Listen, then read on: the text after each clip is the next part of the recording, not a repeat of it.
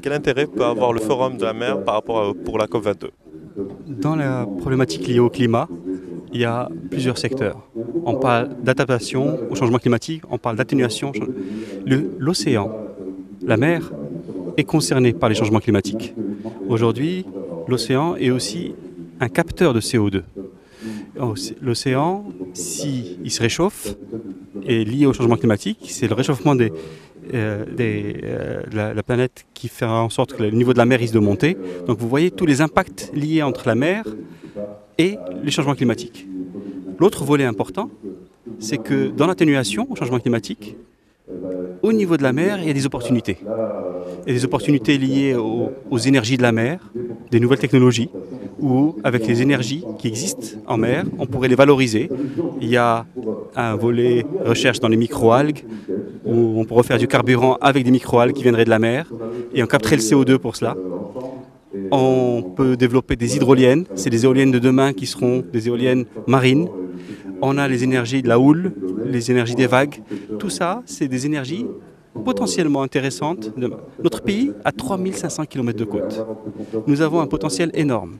Bien sûr, aujourd'hui, nous faisons les renouvelables les moins chers, qui sont disponibles. Mais rien ne nous empêche d'avoir une vision sur ce qui risque d'arriver demain, vu notre potentiel, vu les technologies et l'esprit de la COP. C'est réduire d'abord les impacts, donc s'adapter au changement climatique, réduire les émissions pour que nos océans ne soient plus des poubelles aussi, parce que l'impact est très important de la pollution. Et nous voyons aussi que la problématique de l'eau, qui est liée au climat, est très importante. Donc il faut aussi avoir ça en tête, que tous ces thèmes, il y a un lien avec la mer, avec les océans. Et c'est pour ça qu'il y a eu une rencontre à New York, lors de la dernière rencontre, lors de la signature de l'accord de Paris.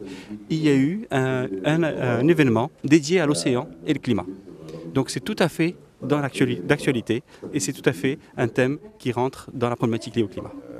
Une idée fondamentale à germer à l'occasion de ce forum, c'est s'inscrire dans le droit fil de la prochaine conférence des parties sur le climat, la COP22 de Marrakech. Et s'approprier l'éthique de cette COP22, l'appuyer, la soutenir fortement et demander à ce que les océans et les mers figurent parmi les thèmes qui seront discutés à l'occasion de cette COP22. Parce que les mers et les océans régulent le climat et en même temps, ces espaces sont victimes d'un certain nombre de dérèglements, d'un certain nombre d'agressions.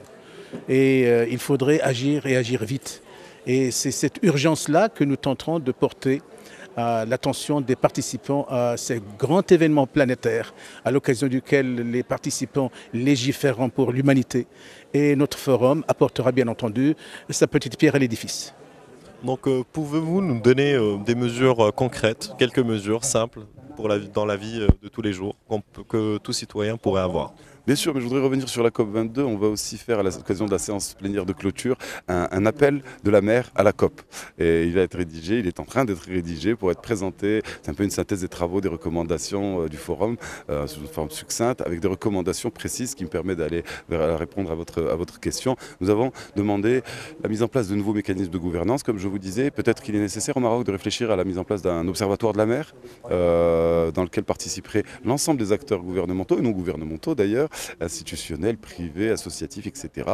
et qui permettrait de gérer de façon transversale toutes les thématiques liées à la mer. Il y a également la loi littorale, par exemple, c'est quelque chose qui a été une loi qui a été votée et c'est une avancée majeure au Maroc. Ce sont des actions concrètes. Et puis le Forum de la mer contribue aussi. Je vous disais, on a maintenant un voilier ici à Jdida sur lequel on fait sortir des centaines et des centaines d'enfants, certains qui n'avaient jamais vu la mer, hein, des gens qui viennent de Ouarzazate, des gens qui sont venus de Tinrir, des gens qui sont venus de la Honnête, à 1 heure de Jdida et qui n'avaient jamais vu la mer. Donc ça, ce sont des actions concrètes pour nous. Il y a des opérations de nettoyage des plages qui sont effectuées et il y en a une qui sera faite samedi. On publie un livre bleu concret qui est remis aux décideurs. Donc il y a beaucoup d'actions concrètes que le forum impulse. Et puis bientôt, j'espère qu'on aura le plaisir, c'est en discussion, mais très avancée, très positivement, le gouverneur de Jdida qui nous soutient depuis le début va nous soutenir également dans l'obtention d'un espace en bord de mer, bien entendu, pour pouvoir construire un centre de la mer, une médiathèque, avec un espace d'exposition,